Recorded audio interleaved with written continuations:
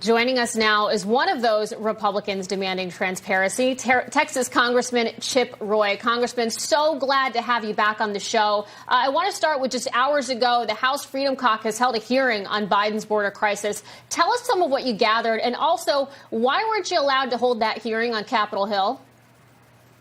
Yeah, well, that's a great question. I mean, first of all, listening to Jen Psaki talk about a different approach to border security is a bit rich, because that different approach is resulting in dead Americans.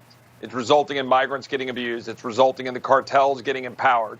It's resulting in my home state of Texas taking the brunt of it, while she sits up here and dares to go to the podium and lie about Border Patrol, lie about what they're alleged to have been done with this whipping incident. So, yeah, we've sent a letter to the secretary saying, where's this report you said you were going to do? Where are you in terms of defending Border Patrol? Because I can promise you that the Border Patrol folks on the line are looking at this secretary, and they see the complete incompetence and the complete failure to faithfully execute the laws that we see. And that's what we learned in this hearing today. More of what we know, but it was good to have Brandon Judd and Todd Bensman and a bunch of folks that we know that actually know what's happening at the border. And what we learned is what the American people are seeing with their own eyes, right? We're seeing massive amounts of opioids pouring into our country, 100,000 deaths last year alone. We're seeing that the secretary refuses to enforce the law. You mentioned President Trump campaigning on the wall. Well, the Secure Fence Act has been in place since 2006. This secretary is letting fence rust in the fields of Texas. We're paying people not to build the wall. We're actually using the asylum laws as a shield to encourage people to come rather than enforcing our laws. We're refusing to use Title 42 during a pandemic. They're shutting down a restaurant in Washington, D.C. as I speak right here tonight. You all know that. The big board. I'm going to go from right here. I'm going to go try to give them some business tonight. They're shutting them down because they're not doing the vaccine mandate. Yet they won't use Title 42 to secure the border while we've had 42 Border Patrol agents die from COVID. That's the reality. A secretary refusing to faithfully execute the laws, and he should be impeached for it.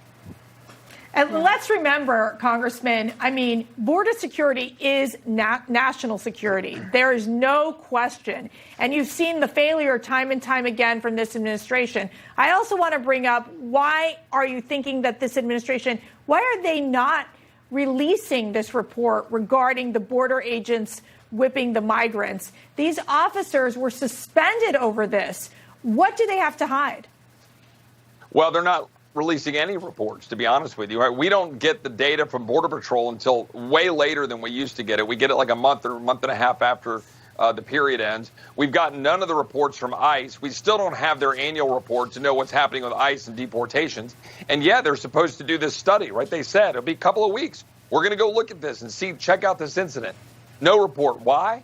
Because they know full well there was no whipping, that this was all a drummed up charge by Jen Psaki and President Biden, that they then elevated it because Democrats have no page in their playbook except for race baiting.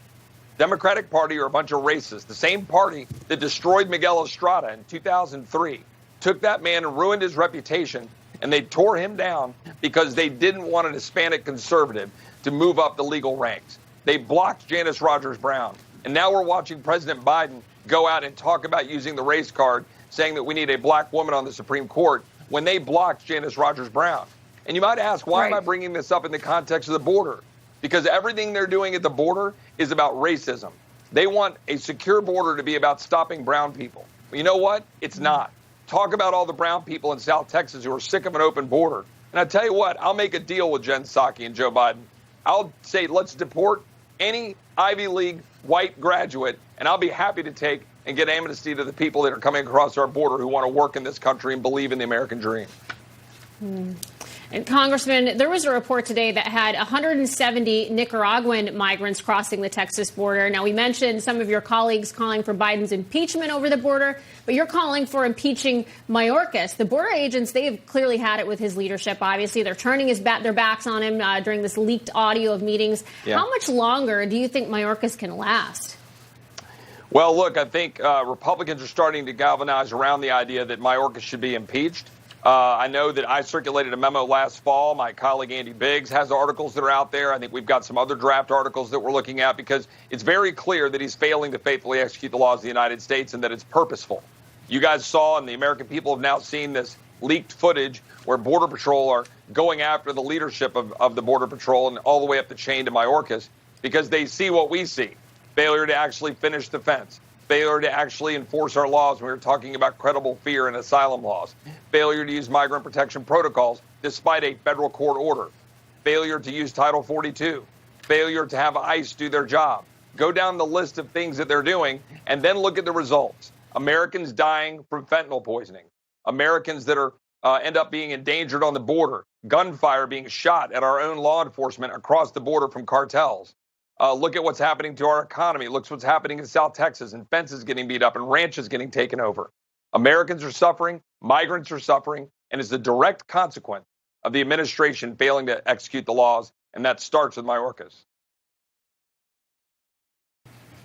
Congressman Roy, we welcome you back. Sorry we had a little technical difficulty there, but glad to have you back. Wanted to shift gears, though, real quickly. We want to discuss your efforts to fight these vaccine mandates that we're all dealing with. In 18 days, the federal government funding resolution expires. It currently funds enforcement of vax mandates against our military, our health professionals, federal contractors, and more. I know that you're calling for a government shutdown.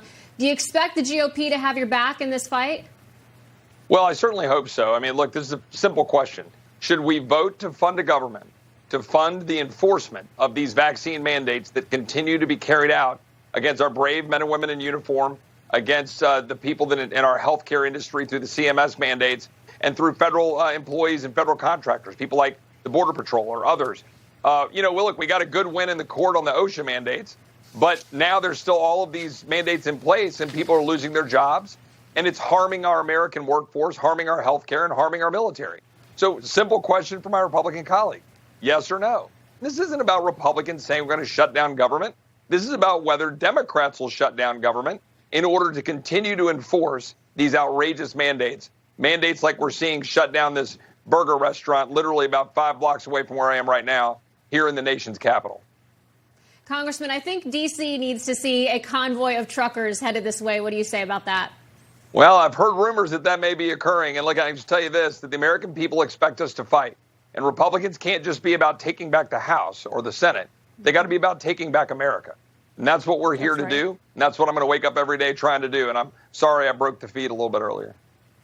It's all your passion, you bring Congressman. The fire. That's what happens. That's what it is. It takes out our audio. But we want to thank you so much for joining us. We want to thank you for being in this fight, because this is not going to end anytime soon. And I'm so glad Prime Minister Trudeau is not a congressman or a senator in the United States. He better stay in Canada. Okay, thank you, Congressman Chip Roy. Amen. God bless y'all. Thank you, sir. You too.